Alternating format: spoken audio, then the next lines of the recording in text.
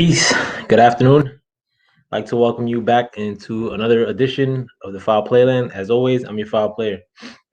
I had a little bit of bookkeeping to attend to prior to this, so the one of you who was waiting, my apologies. But I was actually in the midst of something. I gotta go be nosy and look at a open house that's listed in my neighborhood. Actually, two of them. I'm not gonna buy nothing, but because I already got a house. But me and my wifey, we're gonna go through just to check it out, see how high taxes will eventually shoot up. But I'm making this video regarding partially the Virgil Ortiz performance last night, but mostly due to what could happen in the future, and that's the title of the video. Like, if Virgil Ortiz is gonna play the games that these boxers are playing nowadays, as far as like freezing certain companies out, or similar to what's happening to Bud Crawford, from my estimation. I mean, if you don't have that opinion, I'm not here to convince you. I mean, because I understand, and to a degree, like much of what you hear on YouTube will counter my point. Will tell you the opposite, that Bud Crawford should accept this or should accept that. But you may not agree with my contention, but I'm not gonna change my perspective because of that. I'm sorry, guys. I'm just making sure nobody parks in my parking spot. Give me just 1 minute while I forgot to send one invite out. Fuck, do I do this? Oh, my bad. Like, well, I can keep talking in the meantime though. But my contention is that that you know that Virgil Ortiz pretty soon will will start to begin to consider himself an A side, in the sense that a lot of these boxers nowadays, Errol Spence, consider themselves A sides, maybe unwarranted, if you will, and start behaving accordingly. Sorry.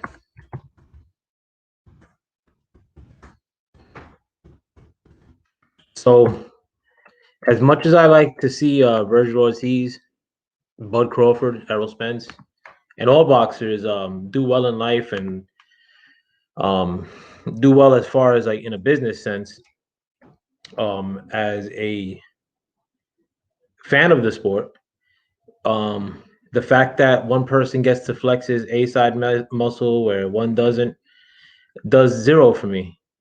I'm and I didn't always think that way. Like, I used to be genuinely happy like that Mayweather was able to flex his muscle in that capacity, especially when I and I always used to have the contention that black boxers used to get shitted on, um in negotiations. Like, I remember the first pay-per-view match that I ever watched, and that was at my boy Chelo's house in Sunset, because we didn't have cable, was Overcar against De La Hoya, and that was actually Mayweather's first time being on pay-per-view.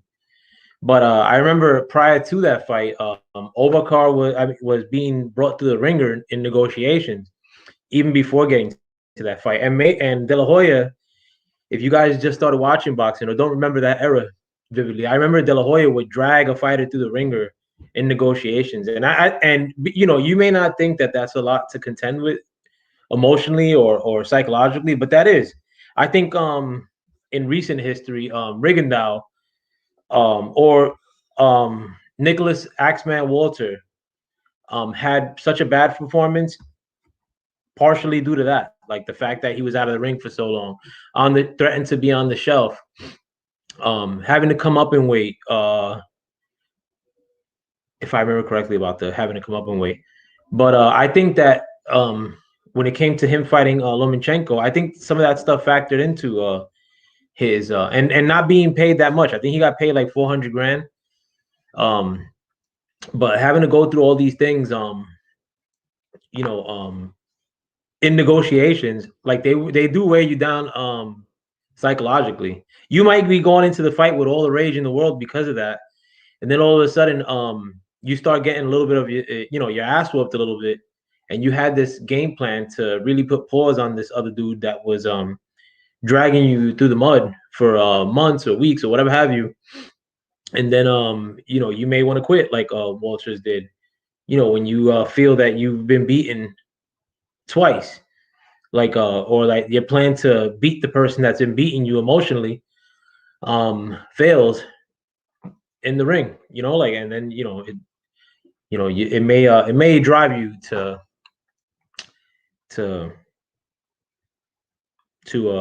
quit outright.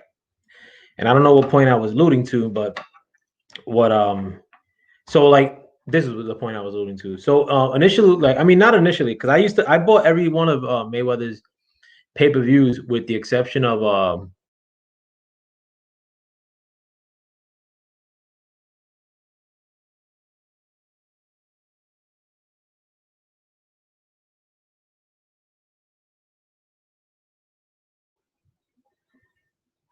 I'm back.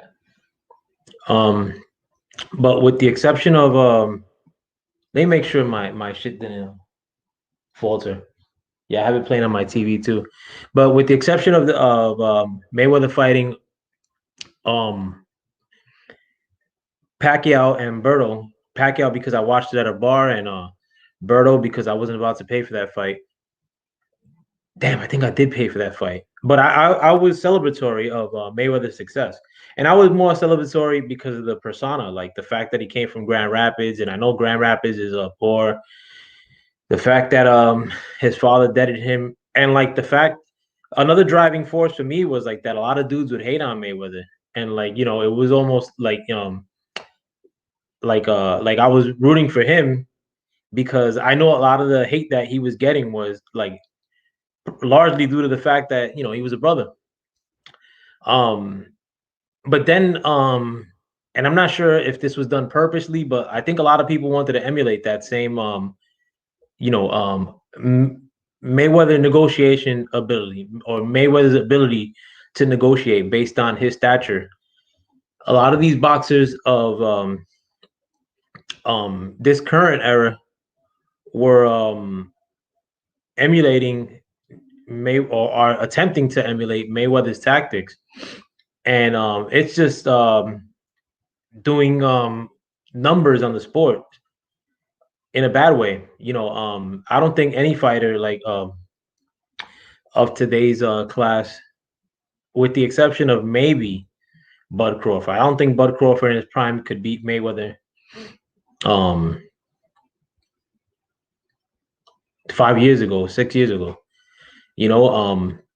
But the fact that like a lot of these boxers like think that they're the hottest thing going, without really getting to that level, it sucks. It doesn't do anything for the sport. Like the fact that if Bud Crawford was the one, like if Bud Crawford were like, and I'm rooting for Bud Crawford more as far as the as a person, like if you will. But I don't care if Bud Crawford gets 60-40 or that's what the point I wanted to make. If Bud Crawford were to beat Pacquiao like in resounding fashion, and all of a sudden, arguably he's the A side, which I think a lot of people will still say that he's not the A side in that case. I'm not gonna like be rooting like if Bud Crawford like starts saying then like you owe me 60-40 or I'm the A side, like because it does nothing for me. And not only does it do nothing for me, it just brings the fight farther and farther apart. So as it relates to and I'm gonna get to my point as far as like the ability to negotiate with this new crop of boxers, um, one of which who may be leading the pack at this current crop of between 140 and 147, and that might be Virgil Ortiz. Maybe you can make cases otherwise for maybe Taylor. That's about it. I think it's just them two, and maybe Virgil Ortiz has a slight nudge ahead of him, ahead of Josh Taylor, in spite of Taylor having a way better resume than what Virgil Ortiz has. But before I even do that, I'm gonna get into the fight yesterday. I made a video about this earlier. I thought it was a really good fight. They were hitting the shit out of each other, both fighters. It was an action-packed fight. I mean, yeah, you don't want to see a Hooker like stop short or quit, if you will. But that shit must have hurt, bro. Like I mean, like that first knockdown. I was feeling bad for him then because he was putting up a great fight. But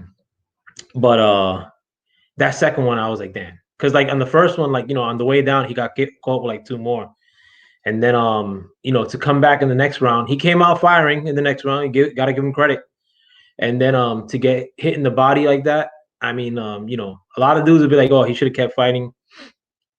I seen a lot of tough guys, get punched dead in their face, didn't get knocked out, didn't get phased, and didn't do shit. So I'm not gonna criticize like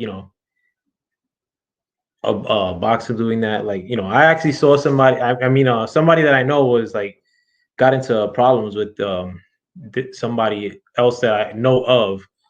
That one of my friends back in the day smacked like and he ain't do shit like, and it was over like my friend was basically picking on him. I not that I was rooting for him, but because my friend I mean or he not even my friend because he ended up snitching out somebody else that I know. He used to call himself Infamous Castro, and this guy who's kind of like a twerp used to call himself King Infamous.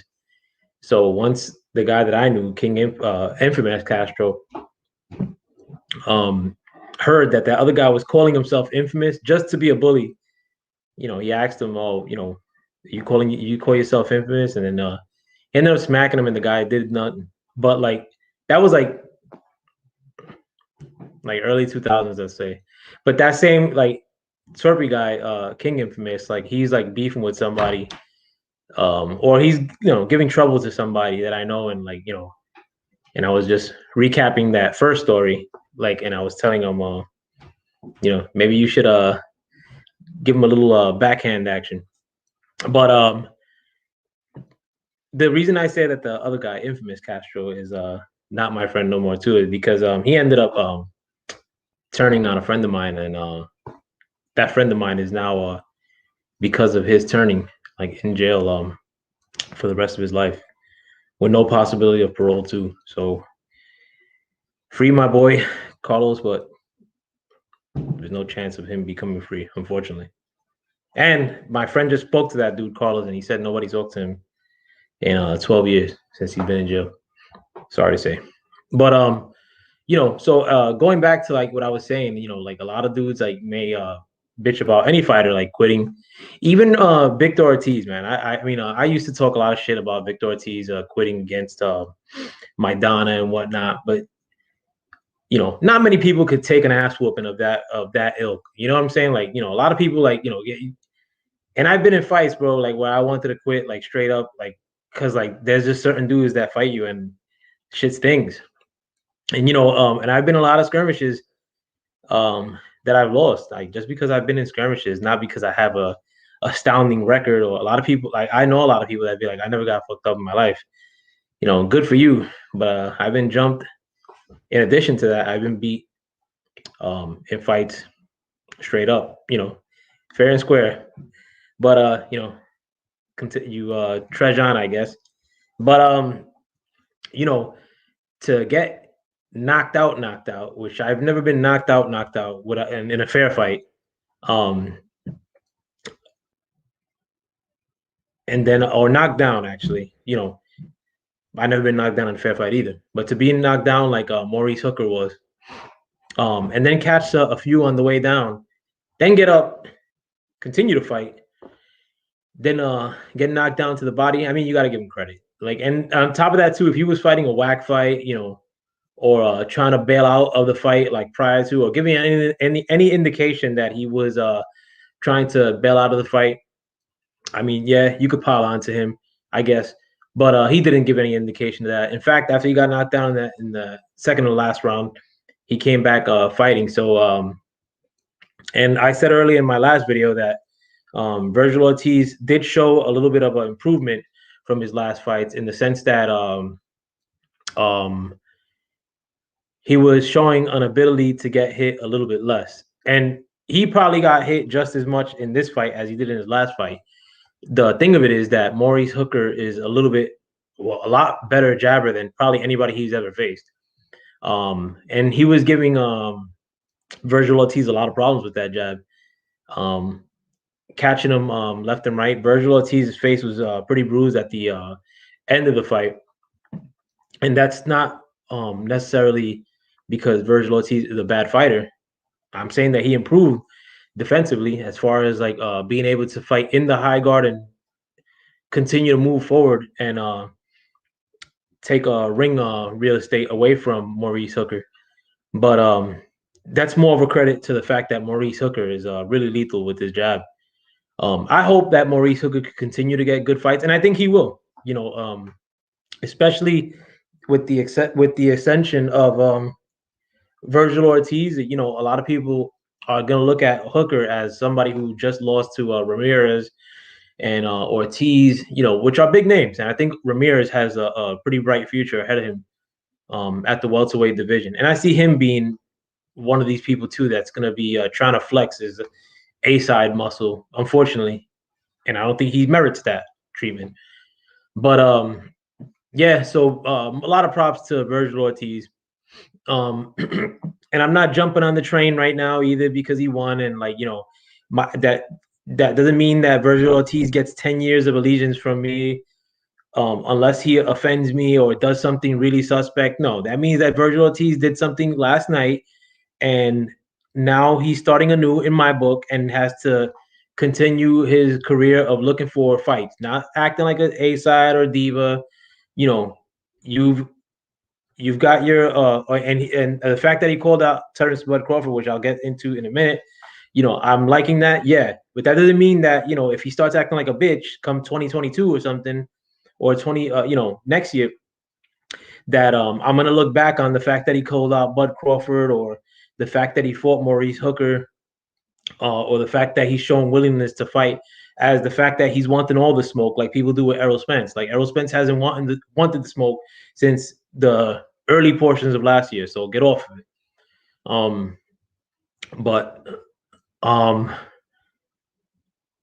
And I'll touch upon the fact that he did call out Bud Crawford. I did like that.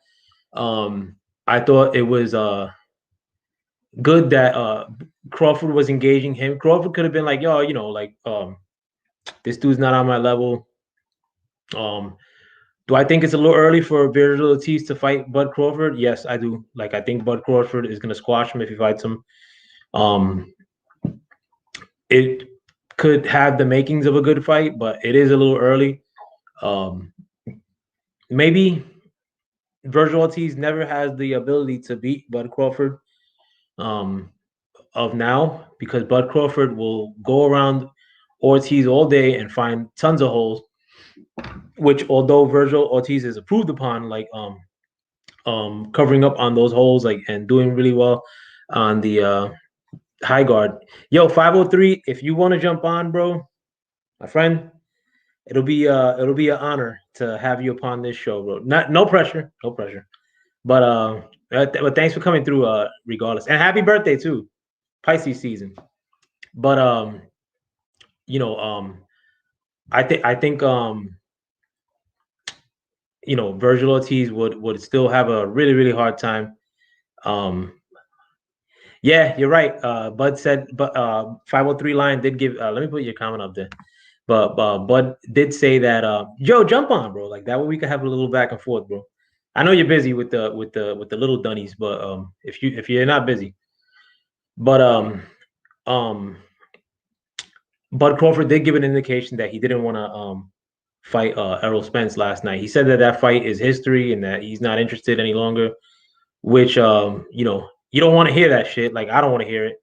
As much as I think that Bud Crawford is the one more pursuant of Errol Spence, um, but I don't like to hear that from either side of him. I'm throwing it up right now, my friend. Hold on, I'll put it in the comments. There you go, buddy. If I'm not supposed to do that, let me know too. Like I don't know if like somebody could hack my shit, like you know, um, by putting a link out there. But who cares?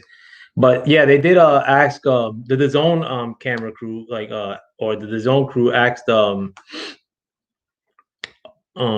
Crawford regarding the fight last night with Errol Spence, and he said that that fight is history. That he's given an indication that he's not interested in that fight. I don't want to hear that. I have seen a little bit of reluctantness from the part of Bud Crawford, like post fights, like when he calls out Pacquiao and whatnot. But I think he's just beaten down. But my man 503, thank you for coming through. Happy birthday to you, my brother. I hope Hey, bro, it's not my birthday. It was Ack's birthday a couple days ago. My last birthday, bro. Yeah, my birthday in January, bro. January Oh, 31st. my bad, My bro. shit already paid. Appreciate it though. My bad, bro.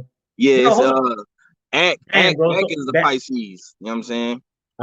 so I think I may have sent somebody the wrong message, like bigging him up, and it wasn't Ack either. It was somebody else, like bigging him up for allowing me on his stream, bro. So I'm gonna hunt them down, bro. Like you, like motherfuckers taking credit for you showing me love on your stream, bro. Which and while you're on the show too, bro. Like much love, like you know. Every time I talk about you, my Dunny Mac, Odd, you know, Ack, you know, I always show much love to you, and you know, while you're on my show too, man, I got to give you all the love in the world too, bro, because you pretty much accepted me into the fam as far as on the 503 panel, you know, and nothing but love from me, bro. Like, and I respect you as a person besides the whole YouTube shit, you know, as a dad and whatnot, worker, you know. So much love. Right. Nah, man, appreciate you, bro. You know, it's all love and respect, man. You know what I'm saying? You definitely, you know, set the tone. You know what I'm saying? With being a straight up man. You know what I'm saying? You take care of your family. You know what I'm saying? And your son and stuff like that. You make sure home is always secure. You know what I'm saying? And you know, I'm just on this marathon like you, bro. You know what I'm saying? Trying to, you know, get to where I need to get to in life, man. You know what I'm saying? And you'll get there, bro. We'll get there together. Mm-hmm. No homo. The Nah, but what do you think of the fight last night, bro? Before we even cook. Oh man, I told people, bro. I told the brothers, told the sisters, like Virgil's gonna win this fight. You know what I'm saying? I've been screaming and shouting this for the past couple of weeks. I've been riding with Virgil. Like I knew he was gonna beat Mighty Mo. Like, And you're a big Maurice Hooker fan too, right? yeah. I'm a big fan of both of those guys. You know what I'm saying? You know what I'm saying? We support our Texas fighters to the you know what I'm saying, to the T. You know what I'm saying? That's why I don't understand why dudes they make it seem like, oh, but just because you pick just because I didn't pick Mighty Mo to win, it was like, man, 503, man, you supposed to stay on code, bro. You supposed to pick the black fighter.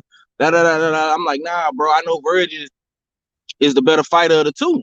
You know what I'm saying? But in that same breath, it's like, if you put Virgil in there with probably a Terrence Crawford, like how you was just talking, or you put him in there with Boost Ennis, how you was talking about Boost Ennis earlier when I was listening, I'm like, I know that, you know what I'm saying, he probably would lose to them dudes, you know what I'm saying? But I just knew Mighty Mo wasn't he wasn't ready for Virgil last night, you feel me? And it showed, like, and a lot of people want to say, oh, he broke his hand and he, you know what I'm saying, he had to bow out because of his hand injury.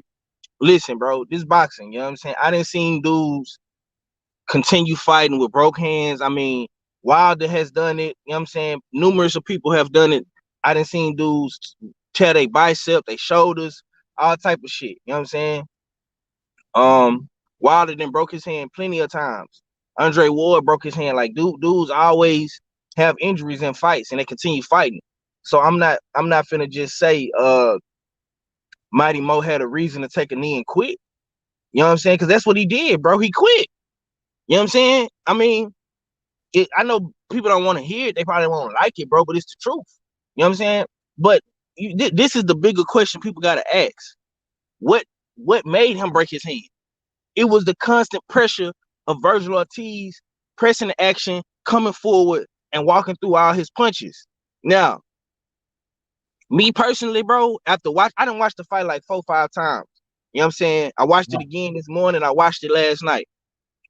Mighty Mo was doing great. You know what I'm saying? He won out of those 7 rounds. He won, bro. To me, I only gave him round 3 and round 4. I gave him 2 rounds too. I think it was 3 and 4 too. Yeah. So like he was doing good. He had his spots, but for the most part, bro, for the most part, bro, Virgil was walking through his punches. He was walking him down. He was cutting the ring off. He was throwing the more effective shots to me. You know what I'm saying? Mighty Mo was definitely trying to keep him at bay. He was trying to, pop the jab out there. It wasn't really no power jab. It was kind of just like a more fill out jab. You know what I'm saying? Let me keep my space. Let me keep this dude off of me type jab. But Mighty Mo didn't have the strength and the power to keep Virgil at bay. He didn't have the wherewithal to keep him, you know what I'm saying, outside. You know what I'm saying? Because Virgil kept coming forward. You know what I'm saying? And Virgil took a lot of damage in that fight too, because his face showed that. You know what I'm saying? He took a lot of damage. You know what I'm saying? Now, I don't know if I don't know if that style will work against Terrence Crawford, because Terrence Crawford is a strong dude. I don't know if that'll work against Errol Spence or Boots Ennis. You know what I'm saying? Because these dudes are natural welterweights. Mighty Mo, to be honest, his frame is like he's a naturally 140 pounder, but he couldn't make the weight no more for whatever reason. You know what I'm saying? But it was a good fight up until, you know what I'm saying, he quit. The nigga quit. You know what I'm saying? So you're down. Are you really? Were you disappointed, big time, in the fact that he quit? Like, man, I was in a way, bro. But I mean, I understand. You know what I'm saying? He felt like he couldn't go no more without his right hand, because that was the punch that he was throwing a lot. He was throwing the 1-2 a lot. You know what I'm saying? He felt like if the right hand wasn't up to par, he probably would have got stopped brutally. You know what I'm saying? So that body shot was pretty vicious too. The second knockdown, I think that took a lot out of him. Yeah, I mean, the body shots, a lot of, but that's what I'm saying, bro. Verge is a very, very underrated boxer. Now, his style of fighting is come forward with peekaboo. I got my hands up. I'm gonna walk you down. I'm gonna walk on the shit. You know what I'm saying? For the most part, bro, I think I think Mighty Mo would definitely be he will be a tough fight for anybody. You know what I'm saying? He'll be a tough fight for anybody, bro. Like if he fight Ugas, a Thurman, a Sean, you know what I'm saying? He'll be a good fight for anybody, bro. But I was kind of disappointed that it ended like that, bro, because I really wanted Virgil to get full credit for this win. Now it's kind of tainted because of the hand injury. You know what I'm saying? Yeah, I think he's still gonna get his props in the sense that it's a young cat in Virgil Ortiz, or and the fact that the fight was action packed. I think I mean just off my short recollection, that has to be the fight of the year. I mean maybe you got another suggestion, but so far that's been like my favorite fight. Like that was a dope fight. I watched it twice on YouTube, but that was a great fight. I mean, like the fact that it got stopped short. I mean, like I was having a time of my life. They were both hitting the shit out of each other, and but that is a good test for Virgil though too, because one thing with Hooker is that his jab is accurate as shit, bro. I forgot how accurate his jab is. It may not be the hardest hitting, and he wasn't adding anything to it, but he could hit you at will with that jab. But he was a little skinny in that fight. I mean, it looked a lot skinnier compared to Virgil Ortiz.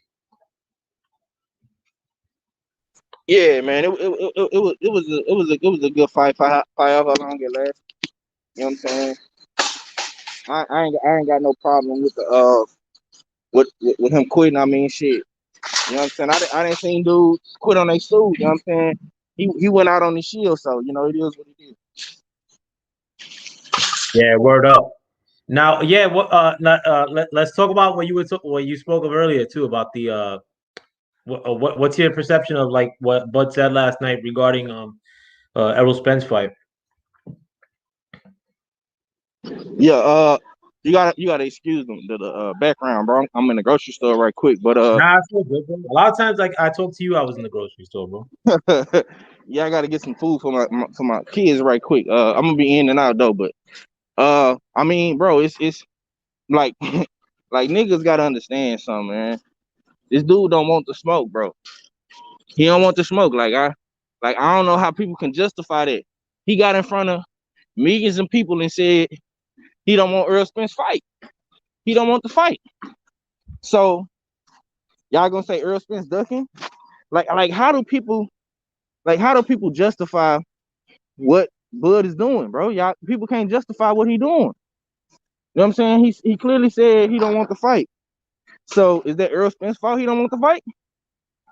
Is that Earl Spence's fault? He motherfucking don't have a good opponent, or he fighting Jose Zito Lopez or whoever he gonna fight. I mean, like, y'all people want to blame Earl Spence for everything Bud Crawford do, bro.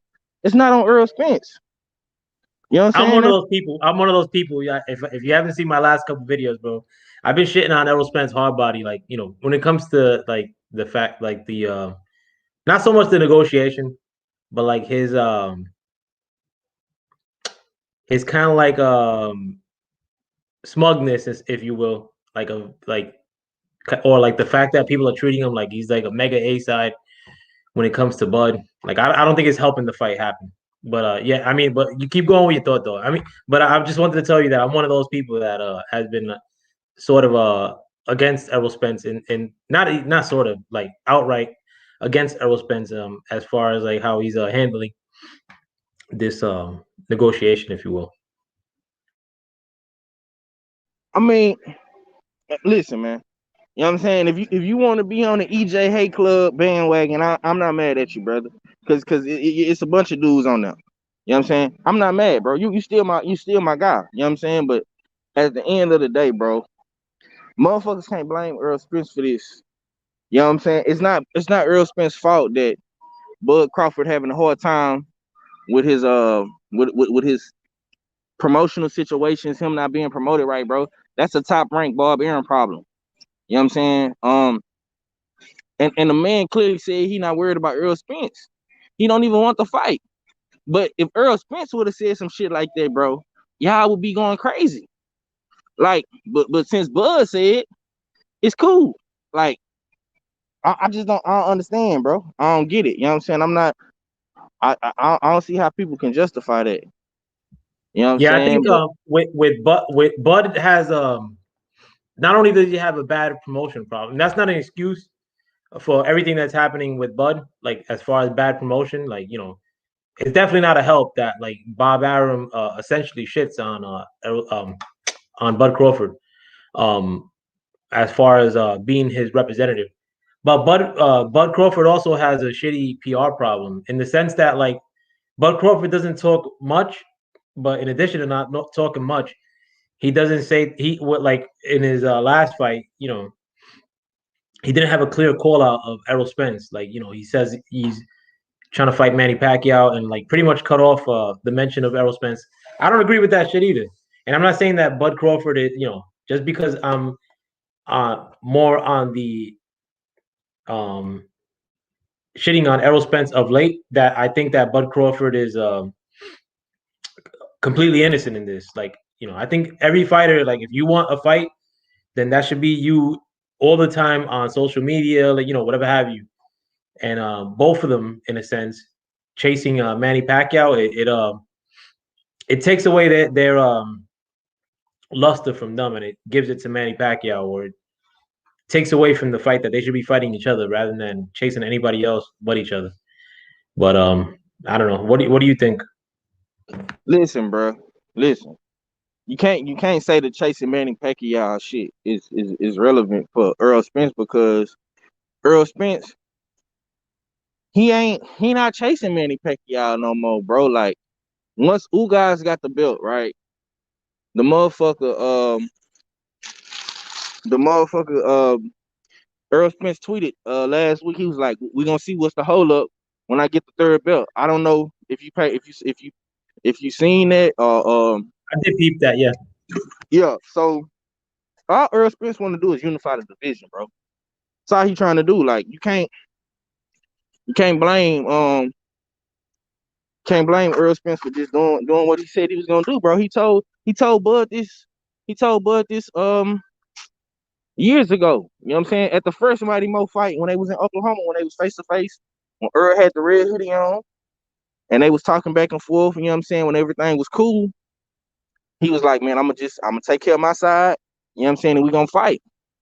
But for whatever reason, bro, Bud has went he went off the scale, bro. He went off the track. Like he going all the way left with the shit. I don't know why he doing that. I don't know, maybe it's because he feel like Earl Spence ain't giving him the proper respect, which is, I mean, okay, that's how you feel, then just say that. But you saying you're not worried about the fight, bro. You can't be mad that Earl hold all the cards at welterweight, bro. He on the PBC side. PBC got all the belts except for one belt. You know what I'm saying? He's the A side on on on the motherfucking me division. You know what I'm saying? In the division, he holds all the cards, bro. And Earl Spence is the bigger attraction. He does better numbers than Bud. He got a solid fan base. He got at least 300,000 people that's gonna go buy his fights on pay-per-view. Bud don't have that. You know what I'm saying? Bud don't sell out big football I, stadiums. You know what I'm I've saying? also contended that I don't think that he did 300,000 against Danny Garcia. I was saying that it was if he did 200,000 in that fight, it was a miracle. I don't think he did 300,000 against Danny. I think he did good against Porter. I forgot what the numbers were there, but I think the numbers were comparable to Danny Garcia's fight with him. And I sincerely or have big time doubts that that fight did 300 plus. But that's besides the point. Besides the point. I mean, come on, man. If everybody can lie, me and you can lie, women can lie, bro, but the numbers don't lie, bro. You know what I'm saying? Bro, every fight Earl Spence has done, bro, has been 300,000 better or better. You know what I'm saying? Every fight since he been fighting on pay-per-view. The Mikey fight, the Sean fight, and the Danny fight, bro. And that was in a pandemic. Like you can't take that away from the man, bro. No, I think that there's a possibility that those numbers could be fluctuate. You know what I'm saying? Like especially the Danny fight, bro, because nobody was riveted about that fight in my eyes. I mean, like that's just my opinion. Like because I always say Eddie Hearn's numbers are bullshit too. Even though it's harder to do here in the U.S., like to fuck with the numbers, but I don't know, it was a little sus. But and I also think like Ugas fight would do really shitty too if they put it on pay-per-view. I hope they don't do it on pay-per-view, but I have a suspicion that they will, because it's a Hey, look, bro, championship fight. I'm gonna come right back, bro. I gotta take this phone call. I'll be right back. All right, Doggy. Yeah, hit me. Just come back through. Yeah, but I was saying like I had my suspicions about the Danny Garcia pay-per-view numbers against Errol Spence. I've said this in the past, like probably 100 times, and I also had big time doubts that Ugas against Errol Spence, if they do it on pay-per-view, in spite of the fact that it's a championship fight, quote unquote, because I think Ugas was gifted that belt for fighting the illustrious Abel Ramos, would do pretty shitty, like on pay-per-view. But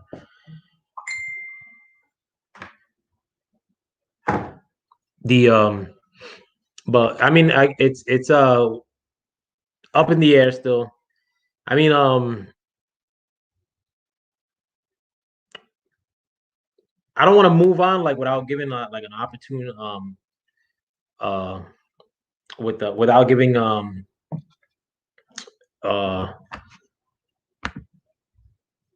503 the ability to respond to any of that stuff. I don't want to move on like without him like or finishing his thought process, if you will.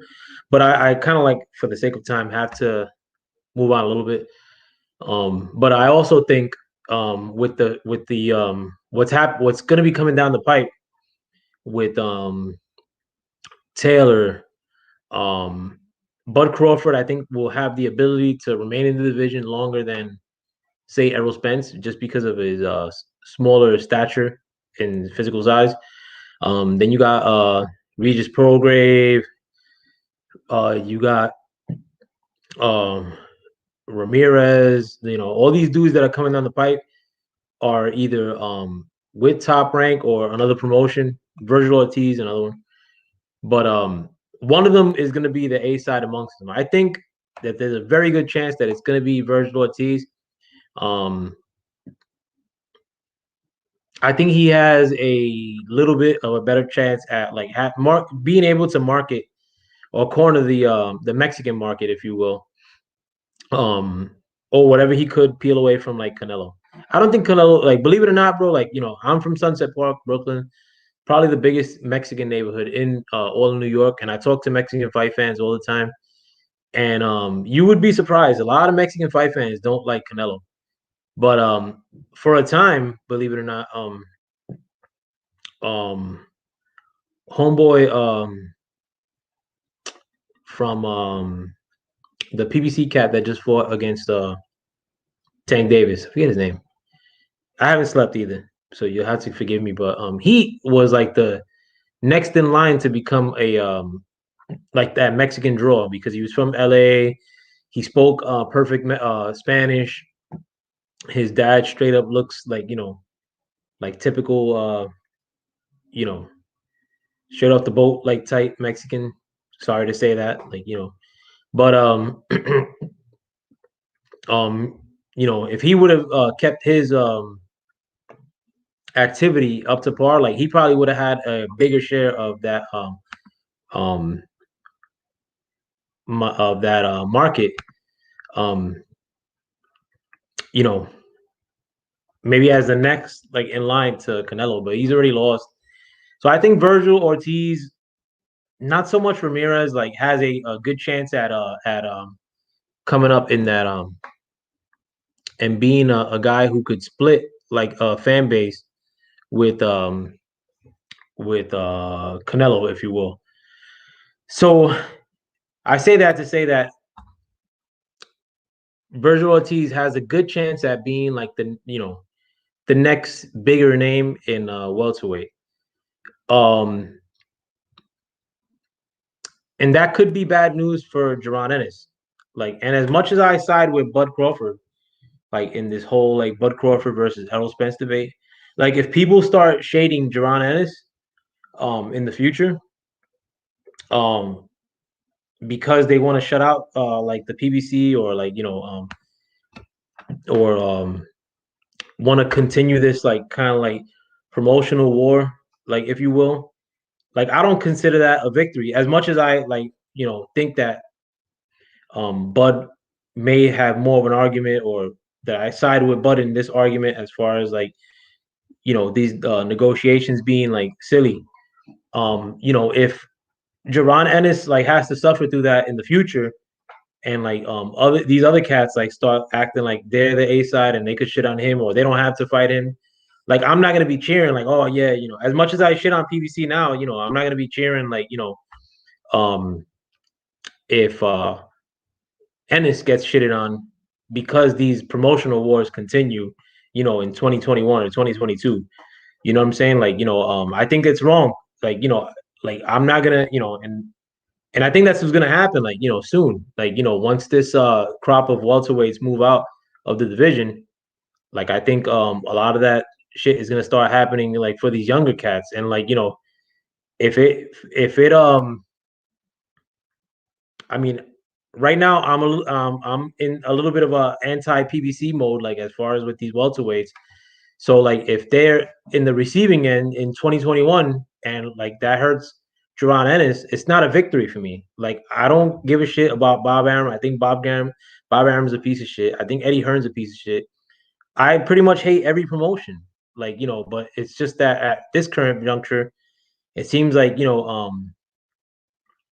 fighters on one side are doing more of the politicking or have the ability to politic more than the other promotions currently, and they're kind of like utilizing it. And it's not that like that promotion is like getting ahead or that promotion is fucking up another one. Nah, I think like all boxing is suffering due to this. Go ahead, my bad, bro. Cook. Yeah, okay. I want to counter what you just said, right? You just said Also too, if you want to speak on if you forgot to say anything else before too, but please take your time. okay. I want to double back on what you just said, and I'm gonna go live in a few. You know what I'm saying? When I get back to the crib and shit. I want to speak on this, bro. And you said something very, very important. You said that you've been pretty much basically what I'm getting from what you just said when I just jumped back on and I was listening. You was like, you pretty much is pissed off with all of the shit that PBC is doing with the welterweights, and you kind of anti PBC, which is totally understandable. I'm not just frustrated with them because of the welterweights. I'm frustrated with PBC as a whole because when you really look at the landscape of boxing in the last past couple of months, right? I'm gonna just say from the start of 2021, okay? Where have we been getting most of our fights from? Our cards. We've been getting them from the zone in Top Rank, okay? You PBC, still have the zone subscription? My bad, bro. To cut your wisdom, you still subscribe to? yeah, You still yeah, have? yeah. Okay. Listen, bro. Listen, I'm a boxing consumer. Nah, no, I know. I'm not shitting on it, bro. Nah, listen. I'm telling you, I'm a boxing consumer. I'm a boxing head. I'm a boxing nerd, bro. I'm going anything boxing, bro, that I feel like is worth my dollar. You know what I'm saying? I'm going buy it. I'm spend my money on it. And Nah, respect. I mean, but I listen. I'm not mad. Listen, even the brothers last night was saying it like I'm not mad because niggas ain't fucking with the zone. You know what I'm saying? Or niggas don't like Eddie Hearn. You know what I'm saying? I understand. I'm not mad at you. You know what I'm saying? If you don't fuck with the PBC or you don't want to buy none of their pay-per-views or support their cards, that's cool too. Because they've been on some bullshit. You know what I'm saying? But my thing is this. It's like when you're like, you know what I'm saying, if you drink or you smoke or whatever you do, like you gotta get your product from somewhere. You know what I'm saying? And I'm a consumer. You know what I'm saying? So I'm a buy the zone. Like the zone been giving us good fights. They had a great card last night. You know what I'm saying? They got a good card next week with Dillian White Pavekin. They got another good fight with Andrade and Williams. You know what I'm saying? They got Canelo fighting Billy Joe Saunders in May. Fucking ESPN fucking doing their thing right now too with the they got the young homies like Big Baby Anderson and shit like that, and Berlanga fighting on ESPN. So I'm a fuck with the Top Rank. I'm just gonna whoever got the good fights, bro, I'm gonna support it. You know what I'm saying? But my whole thing with the PBC, like I was saying, is that I don't know what they got going on. I don't know what they doing right now because to me, I'm gonna just keep it real. To me, the zone and Top Rank, Matchroom, all them dudes is they shitting on the PBC right now. They got all the good fights. They got all the undercards have been good. They putting on women's boxing every motherfucking Matchroom fight or the zone fight I see. They putting on women's boxing. I seen a great fight last night from the women's boxing. With motherfucking Estrada versus Ortiz. You know what I'm saying? That was a good fight to lead to the Mighty Mo and Ortiz, Virgil Ortiz fight. You know what I'm saying? So I got no problem paying $20 a month, bro, if I'm getting at least 2 to 3 good cards a month. You know what I'm saying? And they give us the Akin Barak show. They give us the documentaries and shit like that. So I'm cool with that. You know what I'm saying? Now PBC on the other hand, the only good fight I can remember so far that I have seen from Showtime and PBC is 2 cards. the Cool Boy Steph card when he fought Leo, and last week when David Benavidez fought. You know what I'm saying? Them other cards have been shit to me though. I didn't really fuck with the Anthony Durrell fight. It was all right. You know what I'm saying? The homie Kyron Davis, he cool. Motherfucking I can't even think of the Caleb Plant fight wasn't really all that to me versus Truax, and I'm a Caleb Plant fan. You know what I'm saying? So it's like they got to do better, bro. You know what I'm saying? And it's okay to say that. Like, you know, a lot of people, like when I first started getting disenfranchised with like PBC last year, like people would hit me up in my like Facebook Messenger, like, yo, you know, I'm like, yo, I got like 90 subs, bro. Who gives a fuck what I say? Like, you know, you shouldn't be saying that. I'm like, bro, like, what's gonna happen, bro? Like, you know, like why not say that shit? Like, you know, it is me saying that like gonna make these fighters fight more if they happen to listen like to my video, like which they don't. But it's just very like people get very defensive with these things. And I wasn't shitting on the fact that you had the zone because I know you had the zone for a minute. Like and I give you mad props in the sense that you're a younger guy than me that loves boxing. Like because I'm losing interest in boxing. Like you know, and I was sort of pumped up for the fight last night, but I ain't paid for that shit. I watched it on YouTube, and I'm not dissing anybody that paid for it. I nothing but love, like for the people that like you that buy the zone and like that want to watch every fight. But it's just that sometimes like I could sleep through these fights and watch them the next day, like because I'm losing interest as a whole. So when I shit on a promoter, a promotion, commission, it's not that I'm peace to L Dub for coming through, man. Thanks for coming through, man. But it's not that I'm picking one promotion over the other. Like fuck Bob Arum, bro. I've been shitting on. I think Bob Arum's a piece of shit. But it's more that like all these guys like are taking their turns at making me lose interest in the sport. Right. Because you're not getting the fights that you want to see, right? Absolutely. Yo, when did you start watching boxing like hard body? Like because I know you're younger than me. Man, when did I really start watching boxing? What really got me into boxing, bro, is like I've been watching it since like I was in high school. Like when Floyd was making his transition from like Pretty Boy to Money May. I was like fucking with all his little fights he was having, like the Marquez fight. So it's been a minute then, right? Yeah. Yeah, and you're a younger cat, bro. Like yeah. I could tell, like or like if you started at that era, that you started way before a lot of these cats that be on YouTube now, talking boxing. Like I think a lot of these cats that like are on YouTube now, like maybe AJ or Wilder, and they just started watching from that point on, or Canelo or Errol Spence. Nah. Not you. I'm saying a lot of these. Listen, like hard body, like I've been watching it for a minute, bro. But like even before then, like I was like my cousins used to tell me about my older cousin used to tell me about Roy Jones and Mike Tyson and shit like that. So I've been watching it for a minute, but like when I really just started getting into it, it's probably like 08, 09. Okay. Watching all of the Floyd fights, but I wasn't even on YouTube. I didn't get on YouTube till like 2013. You know what I'm saying? 2014, some shit like that. That's when I made my channel and shit. And we started doing like the YouTube boxing community. I've been around for a minute, bro. You know what I'm saying? I know. Like other people have told me, like, and that's why, like, I'm not even gonna mention that shit, but why, like,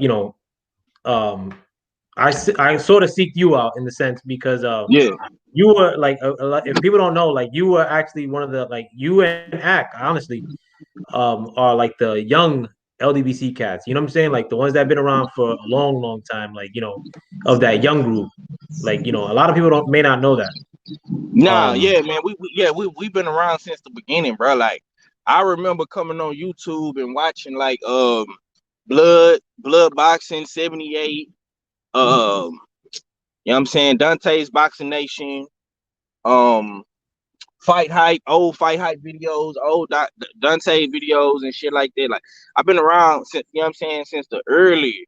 Like this is before like Earl Spence was even who he is now, and the Charlos and Canelo. Like I remember watching and um the motherfucking I remember watching Canelo get mollywopped by Floyd. Like I've been around since them days, bro. Like so it's like when I see dudes now, they coming on YouTube and they making all these videos and they hating on Wilder or Earl or whatever they doing. I'm like, bro, y'all niggas just not starting to watch boxing because you're a fan of Anthony Joshua and his physique and all that shit. You know what I'm saying?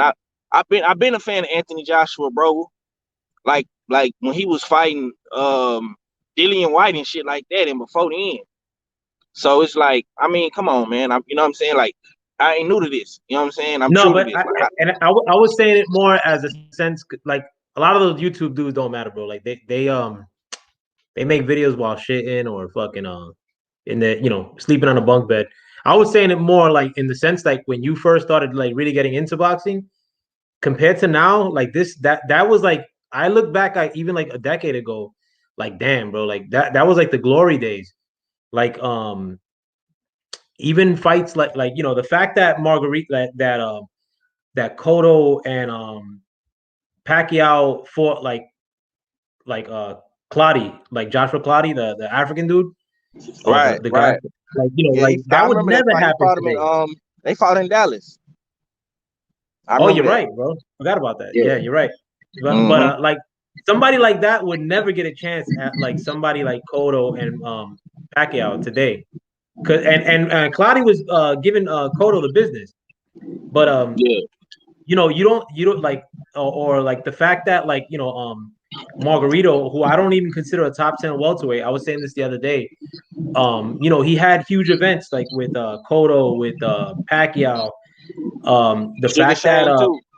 yeah, with Shane, it's like you don't see big events like that no more. Like because when Shane and Margarito fought, like I ain't do shit that day. I was like thinking about it the whole day, getting my hair cut, getting my drinks and shit, like and that like I don't get that feeling no more. Like with boxing, it's Right, like right. where the world stops and shit. You know what I'm saying? Like where and thank God that my son didn't like boxing back then, because then versus he'd be like versus me. now. Yeah. Yeah, bro. Your I'm son like listen, boxing man. or no? It's I'm gonna tell you what boxing is missing, bro.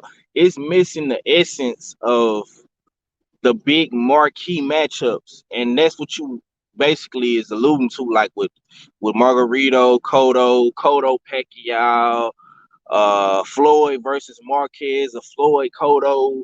Like I remember going to like fight parties, and that's like why I love like, you know what I'm saying, getting with the guys and talking boxing and watching fights, because I used to do this shit like with my uncles and my dad. You know what I'm saying? We would go to the fights. We ordered fucking Pacquiao and Tim Bradley and Bradley Pacquiao too, and Floyd Canelo and Floyd Madonna, Floyd versus Madonna too. And I remember being at my house with all my partners watching AB versus fucking Madonna 1, and I'm like, yeah, bro, this AB right here, bro. Like AB, he, you know what I'm saying? He the next Floyd Mayweather. Like I remember that shit.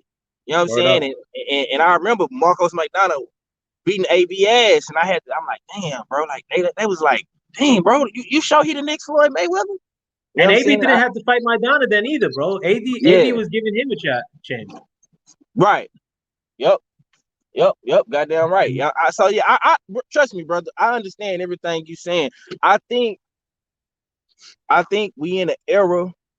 We are, listen. I call it. That's what I call it. I call it the post Floyd Money Mayweather era, bro. That's what we in now.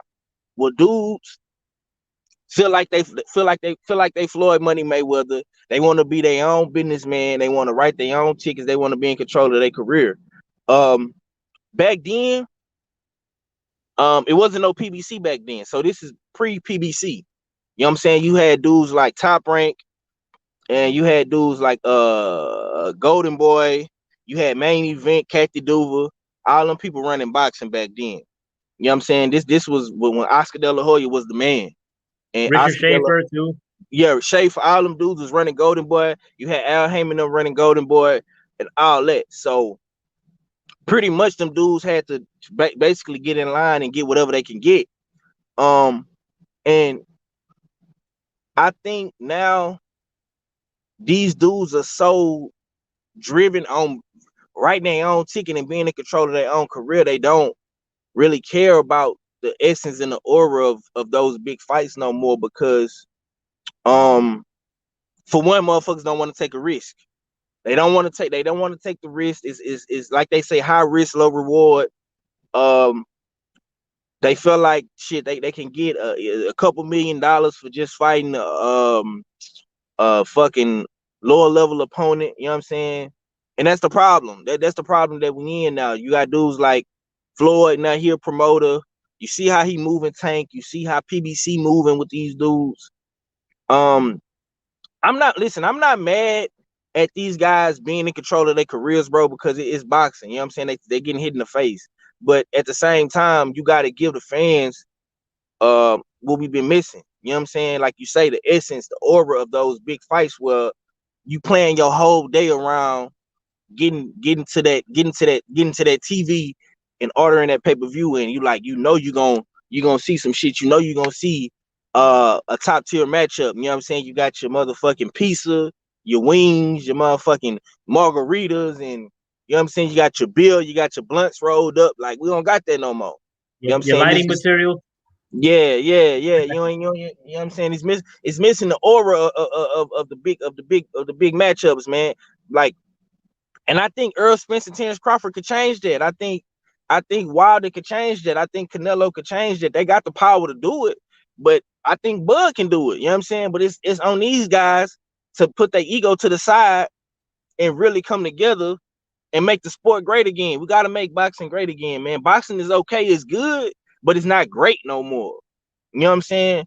But like I say, I'm still a boxing fan. I'm gonna always be a boxing fan till I die. You know what I'm saying? I'm a rock with the fighters. You know what I'm saying? And I'm real big on like the up and coming dudes like Jared Anderson, Berlanga, Sebastian Fundora, you know what I'm saying, Boost Ennis, Virgil Ortiz, you know what I'm saying, Keyshawn Davis, Troy Isley, Nick Sullivan. Like, I'm big on all these dudes coming up in the game. Tony Yoakum, Fabio Wardley. Like, I'm big on all the up and coming dudes because they have the power to change the post Floyd era if they make all these fights happen. Now we don't know if that's gonna happen, but they definitely can do it. I think Earl Spence can do it if he decides to give Bud 50-50. I think Bud can do it if he take the 40%. You know what I'm saying? And to get back to that, it's like with Terrence Crawford, bro. Terrence Crawford, he got to understand, bro, that sometimes you got to make a sacrifice and bet on yourself for the greater good of your career. You know what I'm saying?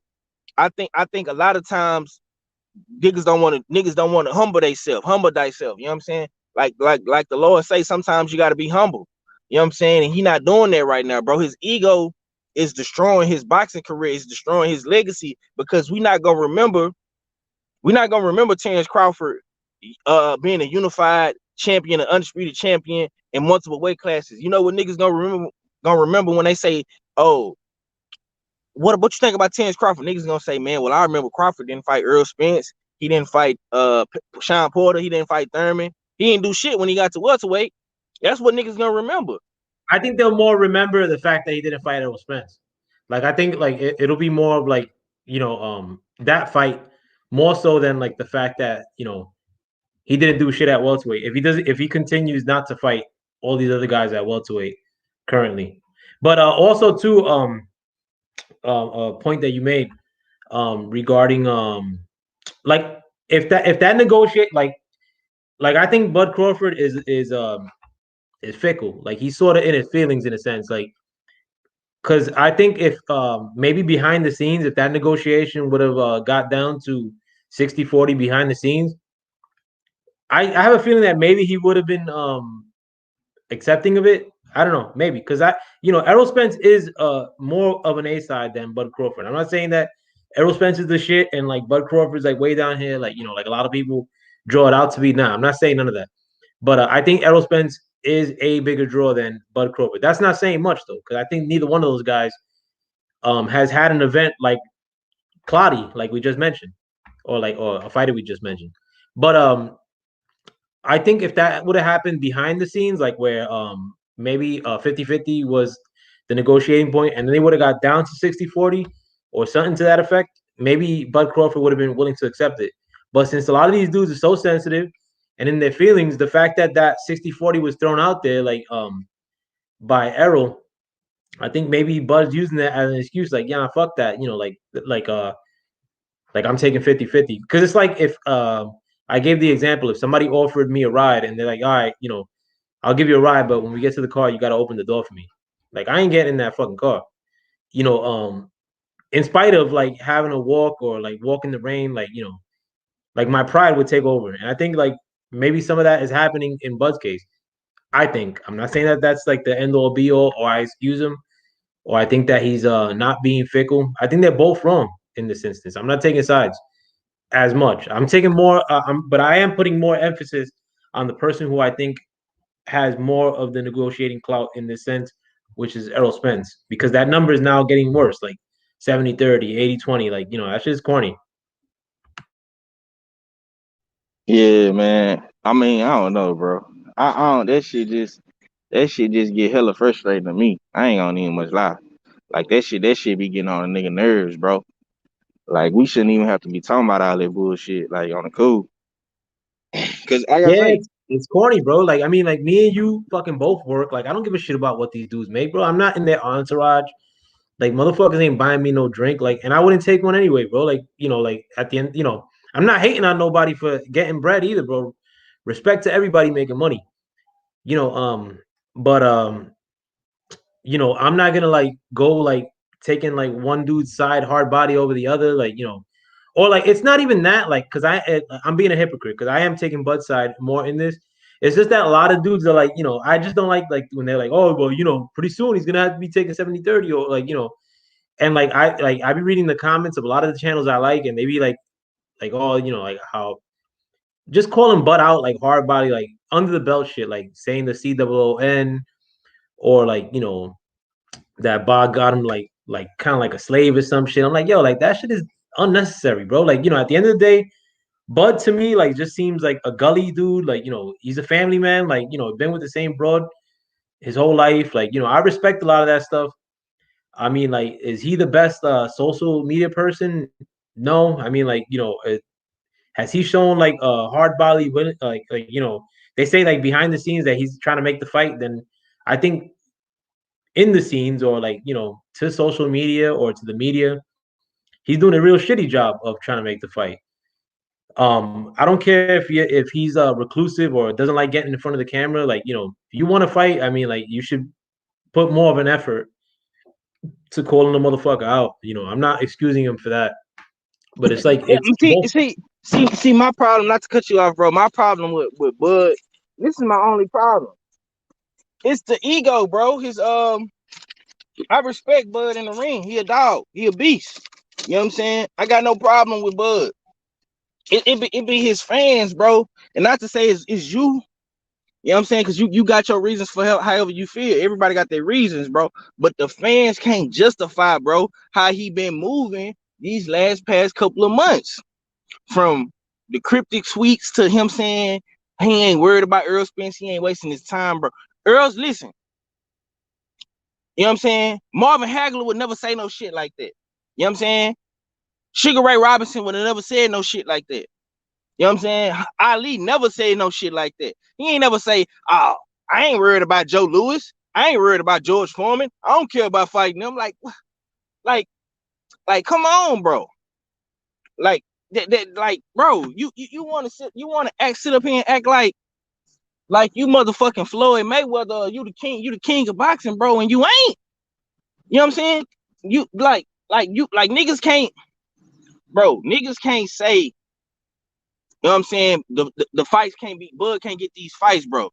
You got listen, you got Sean Porter on his neck right now. You know what I'm saying? You had Keith Thurman on his neck.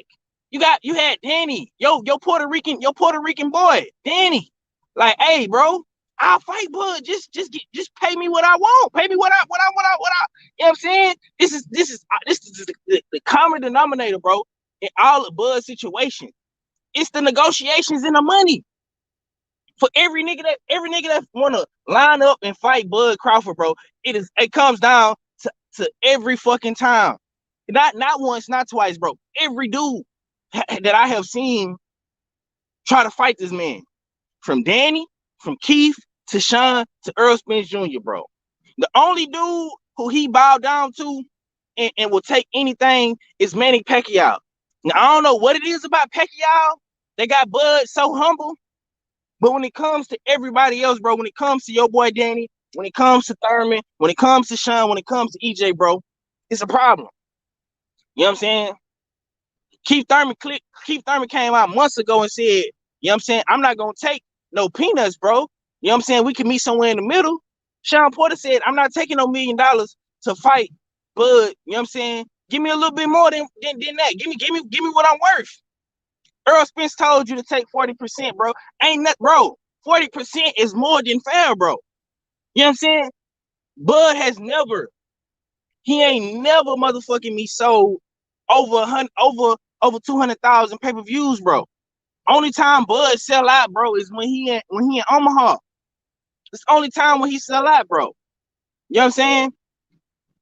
You have to put a motherfucking when he fighting in your city in New York.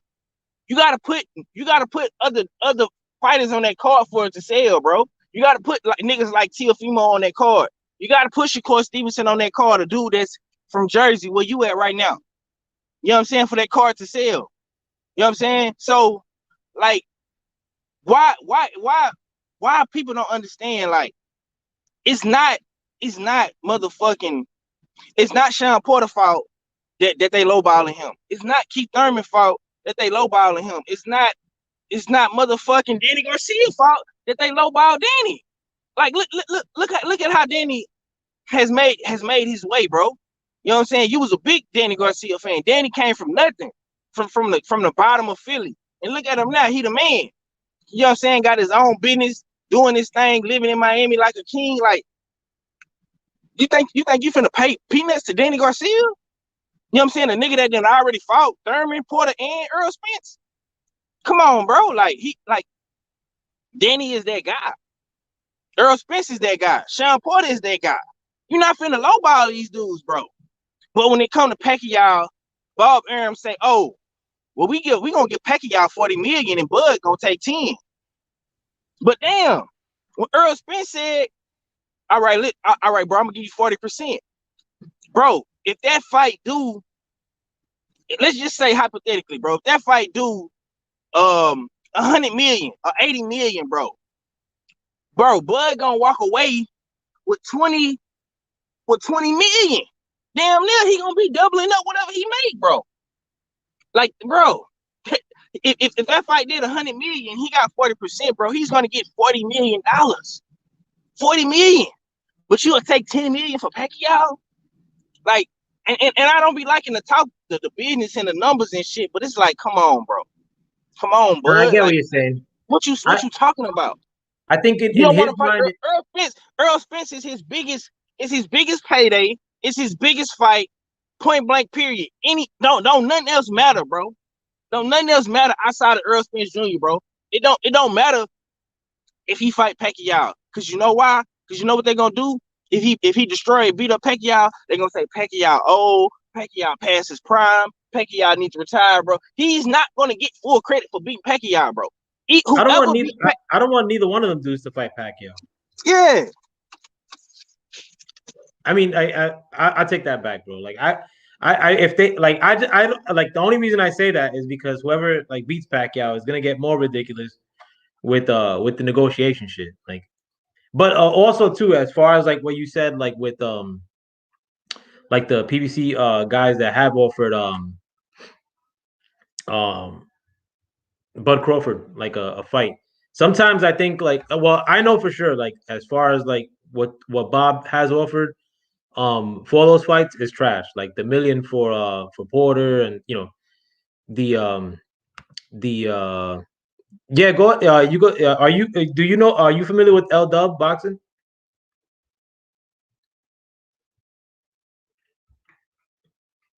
My bad, bro. If you can hear me 503. But you can hit the link. I'm gonna break out in a few. Yeah. L Dub, that's the homie. Yeah, come through, L Dub. My bad, bro. But yeah, you're more than welcome to, bro. Oh shit. Peace, L Dub. How you doing, man? Hey, what's good, L5 player 503? What's good, bro? How y'all doing? Chilling, family. Thank you for coming on, man. Thank you for checking me out too. No problem. Yeah, I'll just finish my point real quick, and I'll let you speak, L Dub. Okay. But I do think that Bob's offers to those fighters from the PBC that have shown a somewhat willingness to fight Bud Crawford have all been like trash offers, or weren't like up to par. I thought the $3 million for Danny was okay. I thought that Danny maybe should have countered back and like try to get more money. I don't know who Danny ended up fighting immediately after, I just think that there's a little bit of a lot of those guys sort of like keeping their name like relevant, including Manny Pacquiao, or like clout chasing, if you will, off of Bud.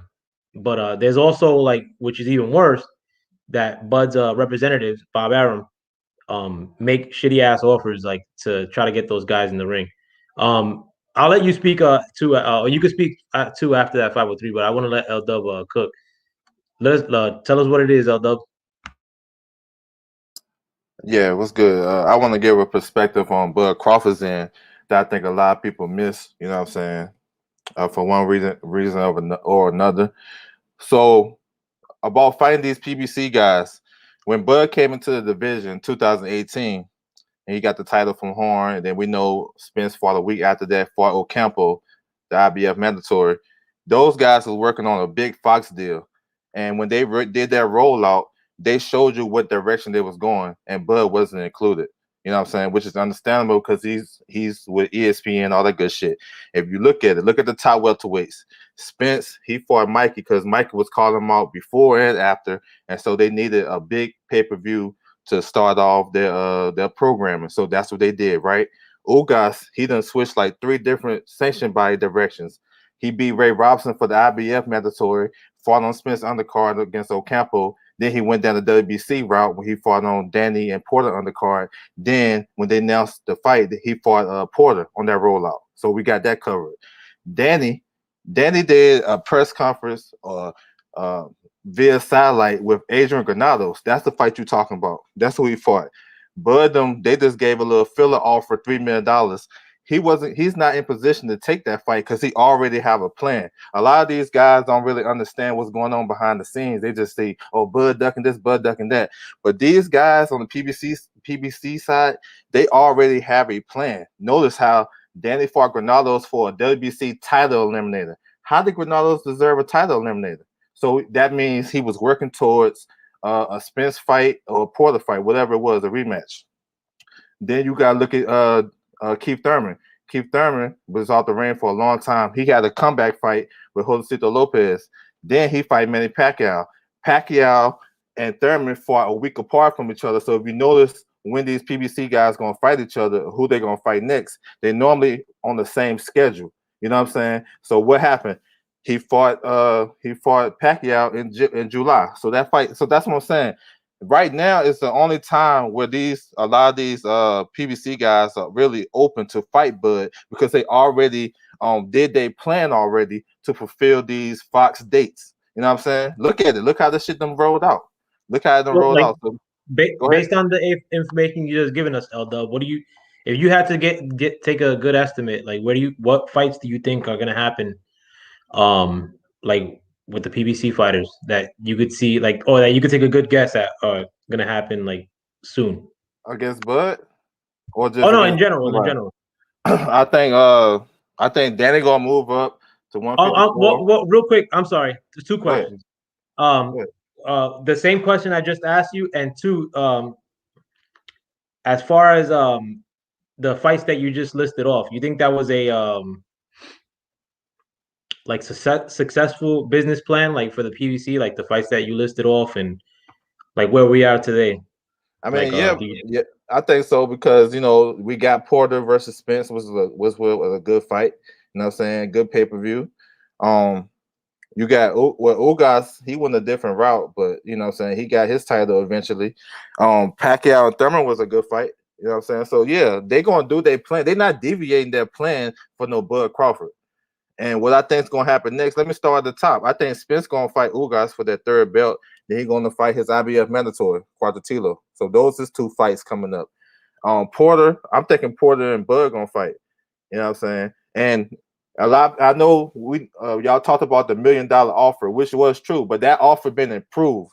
A lot of people don't really know that. I got you covered. That shit been improved, like a million and some change and a half. You know what I'm saying? Close to 3 million, and they still talking about it. So I know a lot of people don't understand a lot of the stuff that's going on. They just see whatever and they'll run with it, but it's not always the case.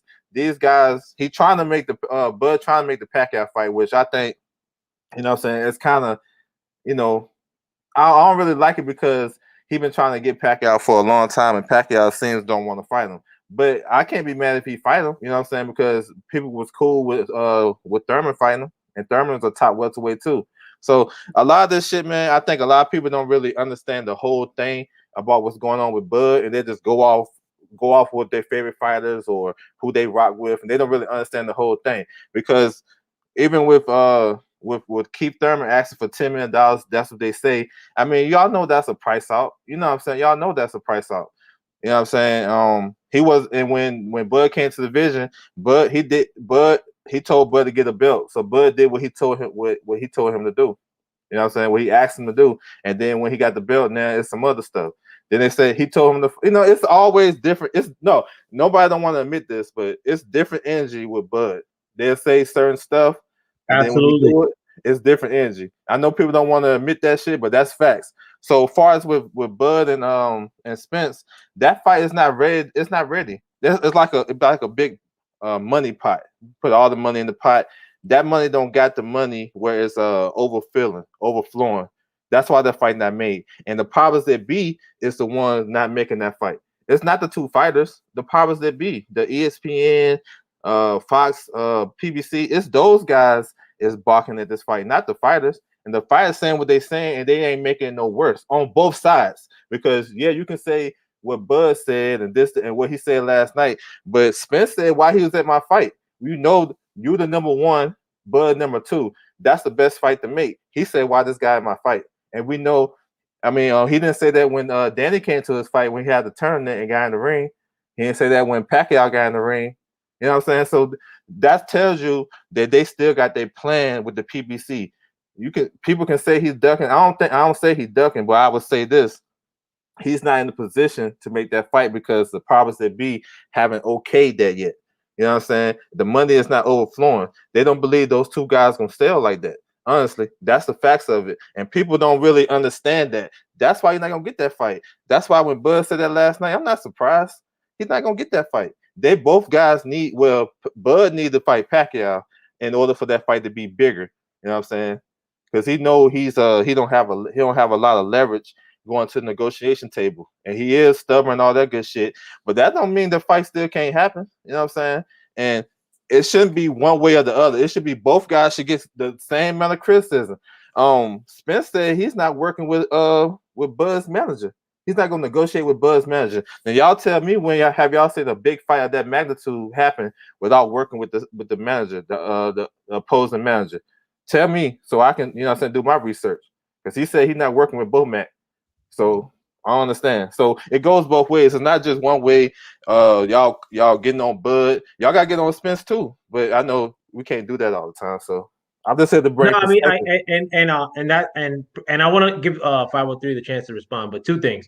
One, like as far as the fight being like too early or I'd rather have a fight a little bit too early, which I think that fight right now would be ripe for the picking. Like as far as Bud versus Errol, I think that fight would hit every boxing fan spot currently. Pause, but but I'd rather get the fight now rather than like when they're at 154 or when one of them's already taken a loss, like Manny Pacquiao when he ended up fighting Mayweather. But another thing, you talking about when he fought Marquez and got knocked out? Yeah, Like, and then immediately after, well, he lost to Bradley too right before that, but a lot of people thought that Bradley lost. But and then he fought Marquez right after that and got knocked out. But that, and then after that is when we ended up getting the fight. But the other thing that I want to talk about too is I seemingly have been more critical of Errol Spence, and that's more like not so much that I think Errol Spence is doing a lot worse moves than what Bud Crawford is. I think that my where my frustration lies is the fact that a lot of people sort of cheer on like Errol Spence, or like try to give him like more gas, like to continue to do what he's doing, rather than. And I think it's better to say like, Errol Spence should fuck it and just say like, be willing to go 50-50 rather than saying like, yo, Bud, is tripping for not caving in to Errol Spence, because one is not really caving in so much in Errol Spence taking 50-50, where Bud probably feels like he is caving into, his counterpart. But yeah, 503, if you could, please cook.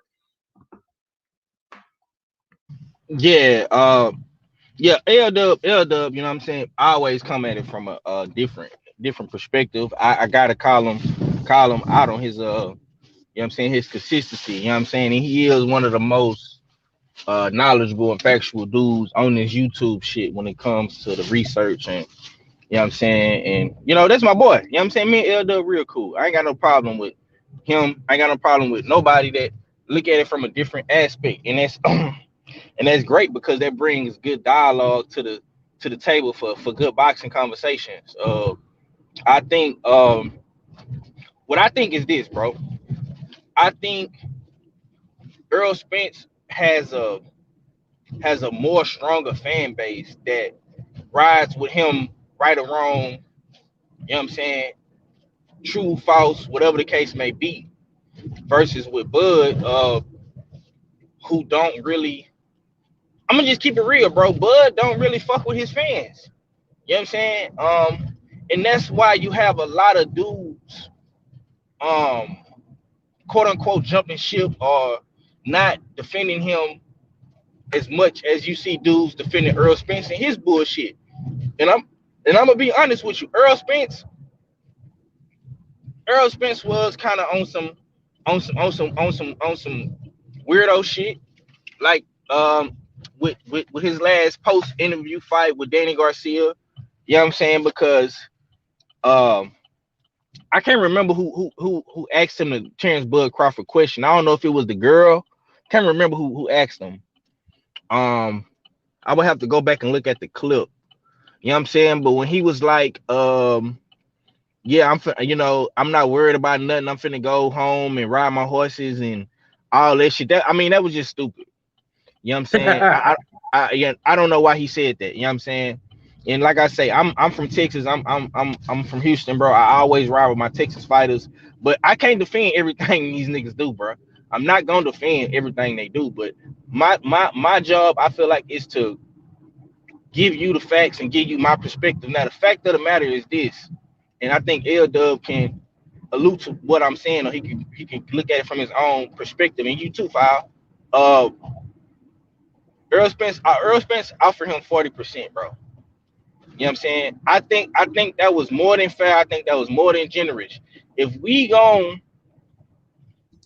say that these dudes on the PBC side should take that whatever they get offered to try to get a little bit more, bro, we have to be objective on the same aspect of Bud Crawford taking the 40%. Now, L-Dub even said it, like, Bud don't have a lot to offer. He don't have nothing to offer when it comes to the negotiation table but a belt, one belt. And let's just be honest, bro. Errol Spence has already alluded to him getting a third belt. He said it last week on Twitter. When I get this third belt, these are facts. I'm not making this up. These are straight facts. When I get this third belt, I'm gonna see who's holding the division up, bro. That's a direct shot at Terrence Bud Crawford. No ifs, ands, no buts about it, bro. He straight up threw a shot at Terrence Crawford. When I get this third belt, we're gonna see who holding up the division. You know what I'm saying? 503. If I could cut in and ask you a question, if Yeah, Errol Spence beats Ugas like I expect him to, right. and he changes his stance to 30-70 or 25. Listen. I mean, I know what you're going with that. You know what I'm saying? Well, no, what would you what would you think? What would be my opinion on it? Yes, sir. I think my thoughts on that situation is, bro, you got to negotiate. You know what I'm saying? This is where Bob Arum and Bo Mac, they get Al on the phone. They you know what I'm saying? They get Coach Derek on the phone, and these dudes work it out. You know what I'm saying? You always start low and work your way in the middle. You know what I'm saying? To where you feel like both sides is fair. Me personally, I think 70-30 is pretty fair. With Earl Spence having 3 of the belts and Bud having 1 belt. I think 60-40 was more than fair. You know what I'm saying? I think Bud should have jumped on that immediately because like we was talking about earlier with the essence of boxing. I think um both guys are in a position where they can do a lot for the sport, and these dudes could solidify their legacy um and walk away with not only legacy points and climbing up the legacy ladder. They could line up their bank accounts and cash out. um I think 70-30 is a fair offer, but Bomac and Bob Arum have to they have to get more for Bud, man. They have to do better, bro. Bud's promotional situation and his PR situation is horrible. It's just horrible. And Earl Spence has has said dumb shit too. He has said a lot of dumb shit. So both these guys have said shit that where they really shot themselves in the foot with what they've been saying. You know what I'm saying? One thing we can't shy away from, bro, is the numbers. You can't shy away from the numbers, bro. Bud Crawford has not done over 200,000 buys. He hasn't. Earl Spence numbers have been consistent through in and throughout his whole pay-per-view start, even with Mikey, like L Dub was saying, even with Mikey, his whole pay-per-view stance has been consistent. His numbers have never dwindled down, you know what I'm saying, went up dramatically. The only way his numbers are gonna go up, bro, is if he fight either Pacquiao or Crawford, and they might go up if he fight Thurman. But other than that, they pretty much gonna stay the same. So he does need Crawford in a sense. They need each other. You know what I'm saying? But I think, to answer your question, bro, I think they just have to negotiate, bro, and try to find a fair deal and wiggle through the negotiations, and both these guys can walk away solidifying their legacies, man, and be able to take care of their family for generations. That's what I think. I want to give the same question to L Dub, but I also had a suggestion too. I think that what would be cool if they offered Thurman up to Bud Crawford and made a 50-50 offer on that fight. I don't know if they'd be willing to do that, but or if Thurman would be willing to do that. But L Dub, what do you think? If Errol were to get past Ugas, win that 3rd belt, you think would you think any less of him if his percentage split demands increase? No, I want no because I want undisputed, and I feel like both of those guys they're the 2 best guys in the division. And I always thought, the way the PBC was positioned and planning that they wanted Spence to get that 3rd belt. It originally supposed to have been Pacquiao who had the 3rd belt, so that's how they was going. But Pacquiao, we already know what happened. So if you get the 3rd belt, it really don't matter to me about the split and whatnot. What matters to me if contracts get sent. Like, these fighters talk all the time in the media. And a lot of that shit is just bullshit. They're just talking, clout chasing, whatever. Because it's counterproductive too. It seems like every time they talk in the media regarding these negotiations, that the chances of the fights happening worsen. Yeah, it does. And that's, as far as the 60-40 thing, I'm like this. If it's no contract, then it really don't matter, because Spence is the A side. So whether, my man 503, what he said is right. These guys need to negotiate, but he the A side. He should send the contract. I haven't heard nothing about no contract being sent. from either side. You know what I'm saying? So to me, that's like none and void argument when I hit 60-40 because nobody really these fighters talk all the time. They once told Bud to go get a belt. You know what I'm saying? And him Spence getting that third belt, I love it because that pushed even more pressure for the fight to get made. You know what I'm saying? Right now, nobody really tripping about it, in my opinion, because it's not to me, it's not ready. Like I said, these guys that crunch these numbers behind the scenes, if they wanted this fight to be made, they would have made that shit already. Trust me. About all this money in the pandemic and you got all this stuff opening up, they would have made it already. So I say about one more fight. I think it's gonna happen like next year though. I'm Spence got hoping. Spence got obligations. He got the IBF obligation, and he trying to get that third belt. So that's pretty much done deal. So I mean, it ain't really too much to talk about, honestly, about them two right now. But I think they do need to negotiate, and I thought they missed the opportunity when Bud came to Dallas to watch him fight Danny. They didn't have to do it in the public.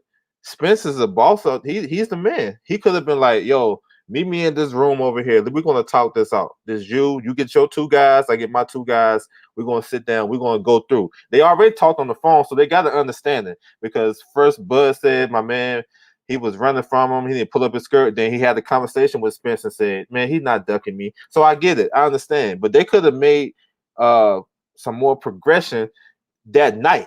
You know what I'm saying? That's what was disappointing to me. Not what he doing here. He said he's not worried about me. See, that's type of shit that I understand. Where it came from, it sounded bad as hell, right? But what he's saying, really, when I look at it, that fight it's not gonna get made. It's not on my horizon right now.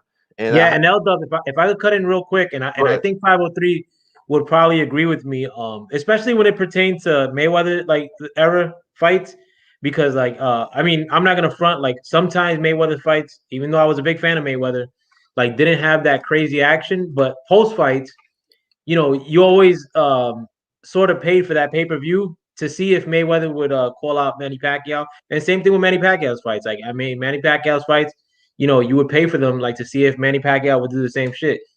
And they drug us along, and like a lot of times, like, I would get pissed off. I'm like, damn, neither one, like, it's like these fights are not close to happening. So I think, like, to buck the trend of Mayweather or not follow that same path, it would be cool if both of these fighters like just called each other out a lot more, like, and not like offering like negotiations or saying they ain't gonna accept this, or saying, just saying like, yo, that's the fight I want the most, period, point blank, from both sides.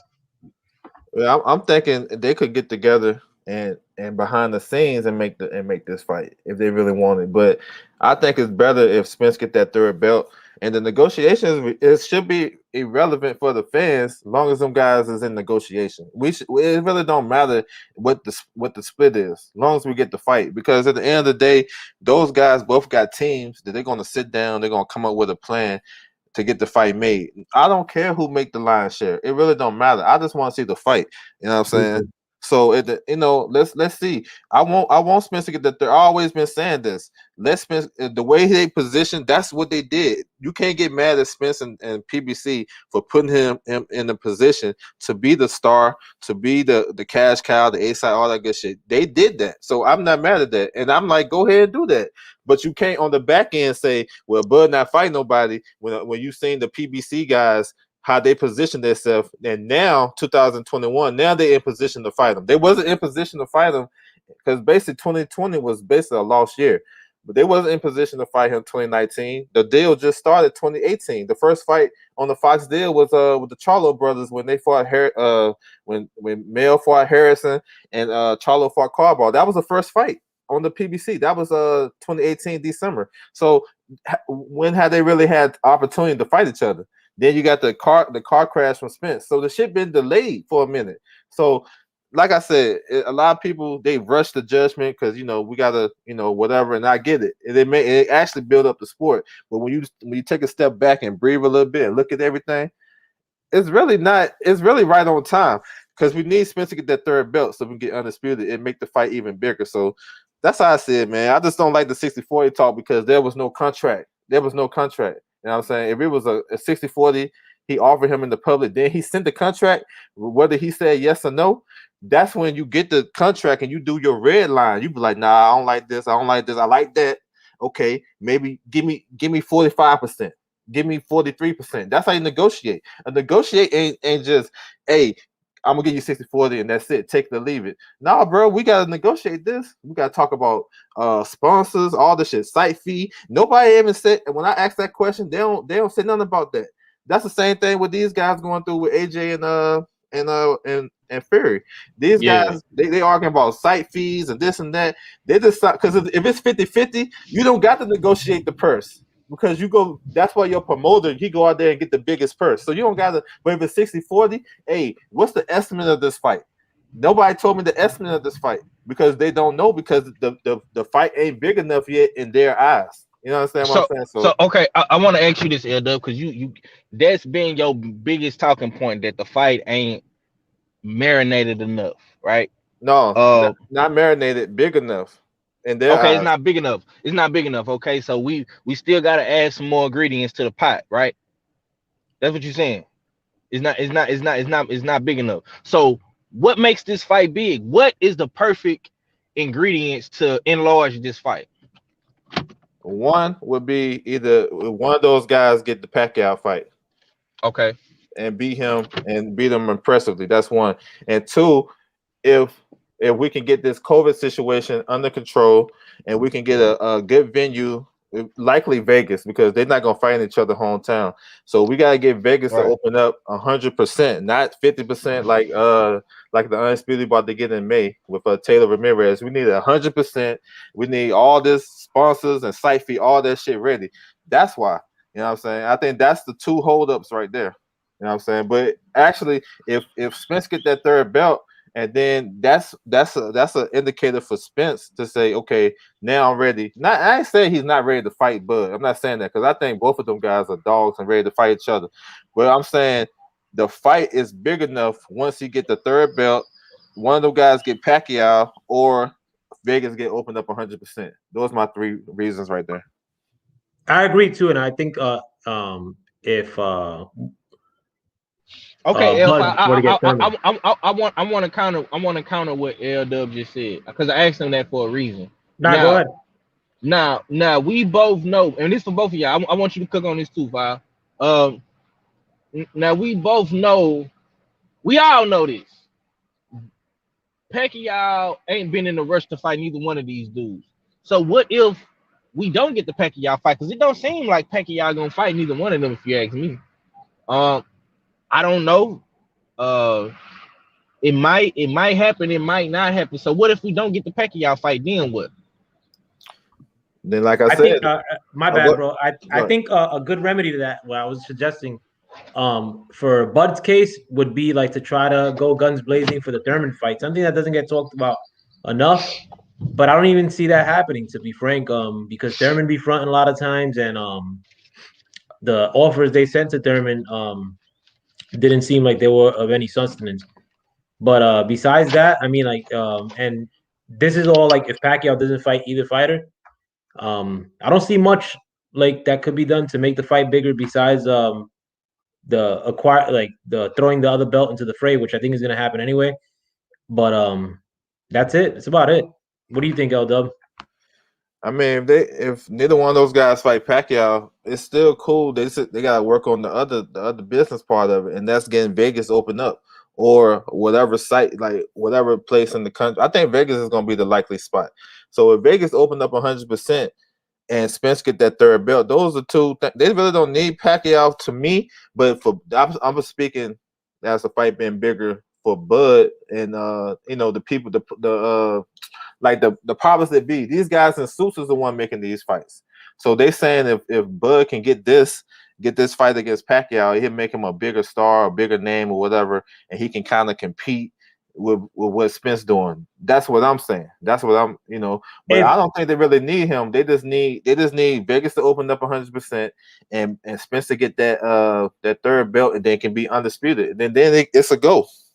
Hey, 503, did you want to follow that up with another question? Like, because I had a question. Yeah. I'm gonna say this to what y'all saying, bro. And I've been consistently saying this on my platform. I'm tired of these dudes chasing Pacquiao. I asked y'all that for a reason. I'm done with it, bro. I think Pacquiao is being. I'm not gonna say he cherry picking because he a legend. He can do what he wants to at this point. His career solidified. I mean, he a division world champion. You know what I'm saying? The guy's gonna go down as one of the greats. With or without Earl Spencer Bud. And that's a fact. You know what I'm saying? But this is my whole thing with him. These guys don't have to sit around and wait on Pacquiao. Not saying that that's what they're doing, because obviously, like LW was saying, they trying to get that Ugas fight for EJ, and Bud is behind the scenes negotiating with whoever he's negotiating with. I'm assuming it's Sean Porter and other guys. You know what I'm saying? I don't know who else is he negotiating with, but hopefully it's Sean Porter. You know what I'm saying? But I'm not a big component of the Pacquiao factor. I think Earl should continue on his marathon with the unification of Ugas and having 3 belts and him being the unified champion at welterweight. And I think Bud, me personally, I think Bud should go after Keith Thurman and Sean Porter, because I think Danny is moving to 154. That's what he's been alluding to. So I think the Danny fight is out the window, but you still got Sean Porter and Keith Thurman right there. I wanted to follow that up with a question of my own though. Yeah. And my response to that, I agree with you. Like I think that both of them chasing Pacquiao rather than chasing each other is a fool's errand. Like I think that it's stupid. I think whoever were to win between them two, if they were to fight today, would be the A side of almost any fighter in boxing, and contending with taking a lot of that A side lore away from Canelo. Y'all may think I'm tripping about that, but that person would be like really 1A as far as A sides go to Canelo, if not like really close to surpassing Canelo as far as an A side draw. Right. Agree with me or not. But also too, my question to both of y'all is I got to break out after this, but like take us home. How much do you guys think that Bud fighting Porter does to adding to the allure of this fight? Because personally, I don't think it adds much, but I mean, I'd rather see him fight Porter than Josecito Lopez or most of the options that are being discussed for Bud. I just don't see it as like, God, it's necessary for Bud to fight Porter. Like, I do want him to fight Porter more than any most other options, but I just don't think that it should be a requisite to make the fight happen. But if Errol's gonna fight Ugas, then yeah, go ahead and fight Porter. Like I don't think it's gonna make the fight much bigger. But what do you guys think? Before we break out. Okay, I'm gonna say this real quick, and I'm gonna be brief. Porter amplifies the enlargement, like L-Dub was saying. Like this will make the fight real big on my Nipsey Hussle shit. You know what I'm saying? If he want to do it real big, if he want people to feel him, you know what I'm saying? Like Nip say, I mean, you have to go all money in, and I think Porter can make that deposit. You know what I'm saying? And amplify your legacy, because this is the biggest argument I see with people debating this whole Bud and this whole Bud situation, bro. People feel like since Bud has got to welterweight, he has not been on a consistent level of Earl Spence when it comes to opponents. People feel like Earl Spence is doing all the heavy lifting, which in a sense he is, but PBC set it up for him that way to do the heavy lifting. Now Bud has to counter that with fighting some of his similar opponents, and he's kind of doing it with the Kell Brook fight. You beat Kell Brook better than Earl Spence beat him. You stopped him in what, 4 rounds? So let's just say he dominates Sean Porter and he drops him 2 or 3 times. You beat him better than Earl Spence did. That amplifies the fight. That makes it bigger. That makes it larger. That gets people like me, you, all of the brothers and sisters talking about it. You know what I'm saying? So I think Porter does help him. You know what I'm saying? Especially when it comes to the negotiation, because he gonna Bud gonna be like, oh well, damn, I beat Porter way better than you did. You know what I'm saying? I beat Porter. You know what I'm saying? And dominate him better than you. I think I deserve 45%. You know what I'm saying? I think I deserve 50%. I think I deserve 43% or 44. You know what I'm saying? It's just it helps him, bro. Fighting Jose Zito Lopez don't help him. Fighting Mean Machine don't help him. Fighting Benavidez Jr. don't help him. But if you fight a dude like Porter, you fight a dude like Keith Thurman, I would say Keith Thurman helped him even more because Earl Spence never got that fight. So if he beat a dude like Keith Thurman, a unified ex-unified champion, former champion, I'm saying a dude that Earl didn't fight, didn't beat, that boosts your stock too when it comes to the negotiations. You know what I'm saying? That's just how I see it though. You know what I'm saying? I Yeah, don't think I see that as the more like important fight to make the Keith Thurman fight. I mean, and I just kind of like thought about that now, but I'm gonna keep running with that point of contention in videos yeah. to come. But what about you, L Dub? What do you think? Take us home. Yeah, I like the Porter fight. I've been asking for the Porter fight. You know what I'm saying? I think it will kind of raise the stock a little bit in the negotiation table, but he don't really need the fight, honestly, because if he still, whether he fight Porter or not, he's still number 2 and Spence number 1, and Spence get the 3rd belt. He want to become undisputed. He still got to fight Bud anyway. But as far as like fans and stuff like that, yes, I like that fight. I think it's a good style matchup with him and Porter, and I believe that's gonna be next. You know what I'm saying? I know Josecito came up. We'll have to see. I just think that's just, that may be something that they might was just talking about throwing out there. I don't think that's like 100% sure, but we'll see when these new WO rankings come out because Josecito's not in those rankings. So if he come in those, then we'll know what time it is. But I think, yeah, fight Porter because that's an age-old thing in boxing. You know what I'm saying? You fight the guy who gave the best guy the toughest fight. If you can do better than him, then I guess the fans going to demand it. Let's get it because if that's going to help make the fight, then let's do it. But I think really, honestly, he can take it. He can go just stay active and just be ready for Spence. Fight a Spence type of style. Fight more southpaws to get ready. And I wouldn't be mad because I've seen that happen in boxing too. But we know we want the best to fight the best. And Porter and Bud is a good alternative if we don't get Bud and Spence. So I'm with it. Yeah, Aldub, I think 503's dropped. I hope he comes back because I wanted to say some endearing words about him. But L-Dub, man, if you could, let the people know where we could find you. You can find me on YouTube, L Boxing, man. I appreciate you, man. I'm Lawrence Williams. If you don't remember, I just changed the name up. Come on, bro. Like I'm over here. Like, why didn't you tell me you were Law, bro? My bad, bro. I just changed the name up. Nah. Don't worry about it. You know I got mad love for you, bro. Like, I'm over here acting like I could even contend with the person I'm talking with, bro. Like, I know you were Lawrence Williams, bro. Lord, that's a boxing god in our midst, bro. Nah, man, all good, man. I appreciate you having me on, man, sharing your platform with me. I just want to talk some boxing, man. I appreciate you, bro. Nah, definitely, man. I know I thought the voice was familiar, bro. Like, nah, Lawrence, bro. Anytime you want to come through, bro, like you bless this channel just like 503 just blessed this channel, man. But I appreciate you coming on, bro. Like, you did me the service. Yeah, all good, man. Salute to you and 503, man. Peace out to you, bro. And if anybody's listening to this channel, bro, like if you want to know of somebody who knows the fights that are happening at this current juncture or in the past, bro, I mean, like, there's not many better than L Dubs or Lawrence Williams, as I like to call. But thanks for coming through, though, man. Like, much love, and I've sort of had a relationship with you on YouTube for a couple of years now. So I mean, like, you're pretty much family.